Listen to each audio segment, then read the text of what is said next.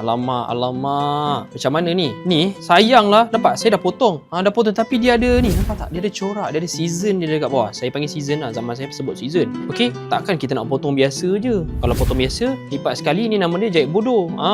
Memang nama dia jahit bodoh. Bukan sebab dia bodoh. Tapi dia punya teknik tu teknik biasa. Jadi orang cakap macam makan mi bodoh. Macam tu lah. So, macam mana kita nak buat original ni boleh letak kat sini supaya dia nampak macam rare. Macam seluar ni tak pernah potong. Nak belajar? Saya akan tunjuk teknik yang biasa dulu. Lepas tu saya akan ajar tentang jahit samoori. Untuk buat kelepit biasa, ni biasalah teknik biasa. Nampak tak? Basi 1 inci Basi seluar jeans kena 1 inci.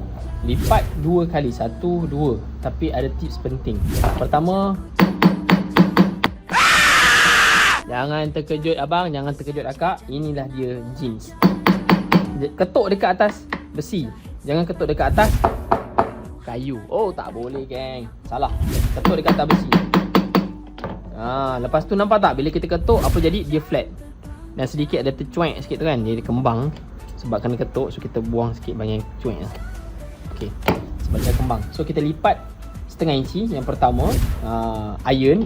Mana iron? Kita nak cepat dapat duit. Hentak je lagi sekali. Kemudian hentak sekali lagi. Dengan hentakan yang kali ke berapa ni? Kali ketiga lah kan. Siap dah. Dah siap. Dah macam kita iron pula tadi. So, pastikan kita akan start. Cara dia, ni jahit bodoh pun kena pandai juga. Okay. Cara jahit dia, jangan start dari sini. Dan jangan start dekat sini. Tapi start jauh sikit. Ataupun dalam sikit ganjak di sini. Okay. So, tengok saya buat dia. Letakkan kat dalam ni. Kita akan start dari sini. So, saya jahit dulu. So, kita akan start jahit kat sini. Nampak? Kita tak jahit start daripada benda tebal tu. Dan bukan start selepas bahagian tebal tersebut, tapi sebelum. Lepas tu kita lintas bahagian tebal ni. Okey. Alright, dah. Lepas tu kita akan kelepit setengah inci. Kalau benang bergumpal memang tak cantik. Ni efek dia lah. Walaupun sikit, tapi saya tak suka. Saya tetas semua. Okey, saya jahit balik Masa dah jahit, tengok separuh jalan. Tengok hasil jahitan ni, depan macam mana, belakang macam mana, okey ke tidak, apa isu. Kalau ada isu, selesaikan segera lah.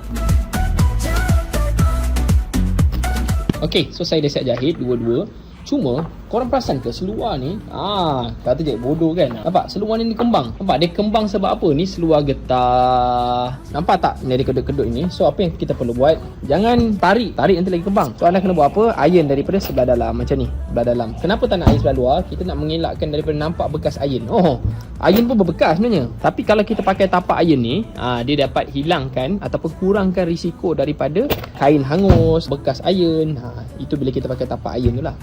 So, nampak yang ni selepas iron. Okay, mana yang sebelum? Ni sebelum iron. Nampak bedanya Nampak? Dia punya bentuk dia punya jahitan dia. Nampak? Yang ni sebelum, yang ni selepas. Jadi cikgu, macam mana nak buat potong samoori? Cara buat potong samoori, pertama tetaskan dahulu dia punya jahitan ni. Kemudian kita akan jahit tampal balik ke sini. Best kalau ada panduan step by step macam ni. Nota pun senang faham, tak pening kepala. Buat pula dengan cara yang cepat lah. Kami nak buka jualan buku 3 ganda. 3 buku ni harga RM270. Tapi kami bagi kepada anda cuma RM99. So, satu buku ni jatuh RM33. Satu buku boleh menghasilkan pelbagai jenis baju.